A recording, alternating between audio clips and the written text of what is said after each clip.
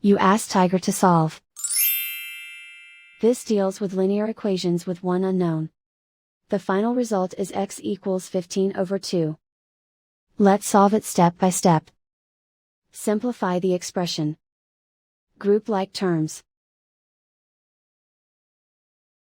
Multiply the coefficients. Expand the parentheses. Simplify the arithmetic. Group all constants on the right side of the equation. Add 12 to both sides. Simplify the arithmetic.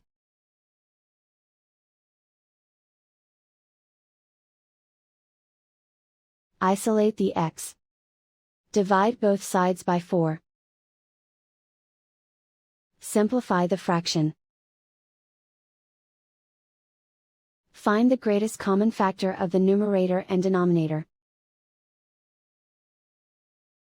Factor out and cancel the greatest common factor. And so the final result is x equals 15/2.